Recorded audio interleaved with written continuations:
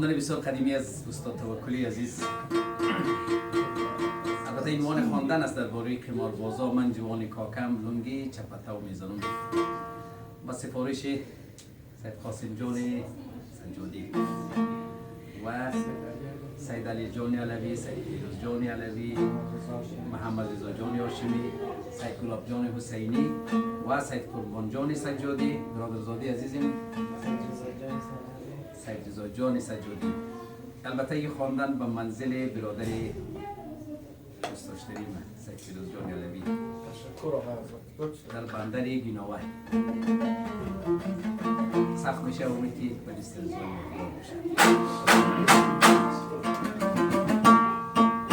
من جوانی کاکم لنگی چپتو میزنم، چیزی میراث از پدر مونده به یک دو میزنم، چیزی میراث از پدر مونده به یک دو میزنم. من جوانی کاکم لنگی چپتو میزنم.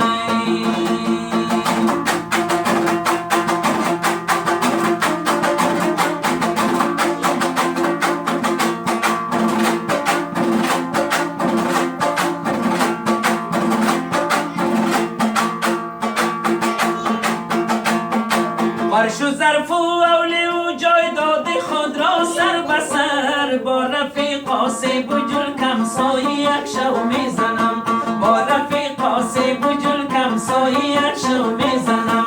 نوجوانی کاکم لنگی چپتو میزنم، چیزی میراث از پدر مونده به یک دو میزنم.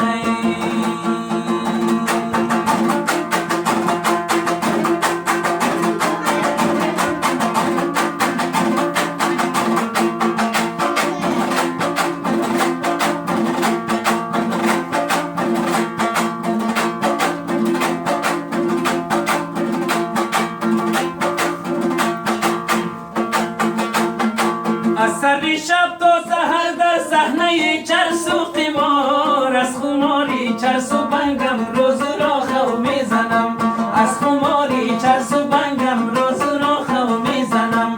من جوانی کاکم لنگی چپتو میزنم، چیزی میراث از پدر مونده به یک دو میزنم.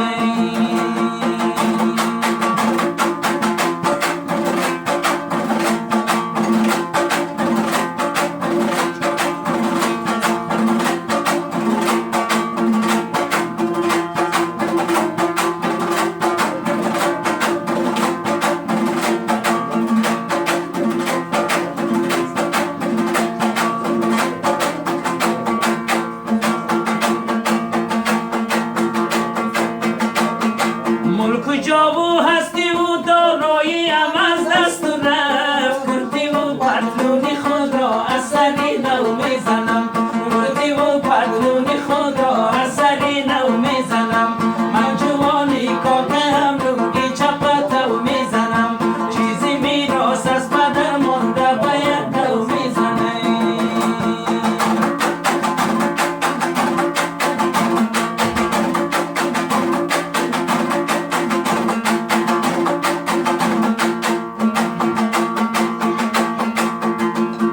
تا که گشتم مفلس و قرضدار و نادار و فقیر، پیش قرضدارای خود از مجبوری خو میزنم، پیش قرضدارای خود از مجبوری خو میزنم. من جوانی کاکم لنگی چپتو میزنم، چیزی میراث از پدر مونده به یک دو میزنم.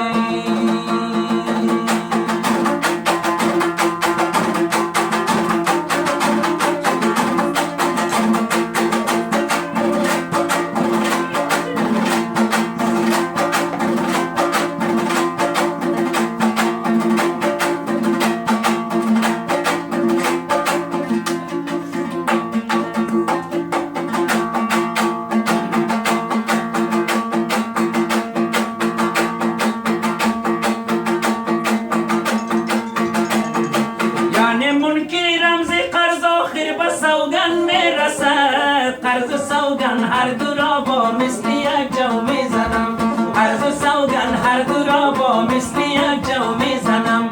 من جوانی کاکم لنگی چپتو میزنم، چیزی میراث از پدر مونده به یک دو میزنم.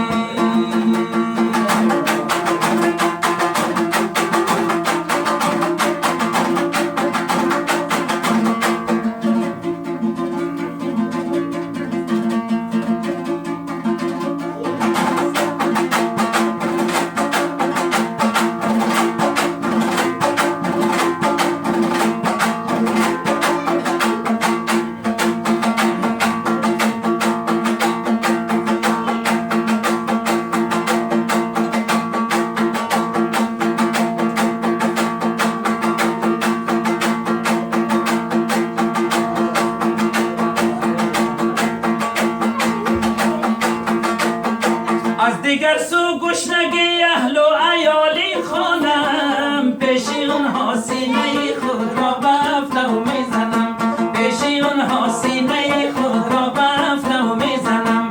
من جوانی کاکم لنگی چپتو میزنم، من جوانی کاکم لنگی چپتو میزنم. چیزی میراث از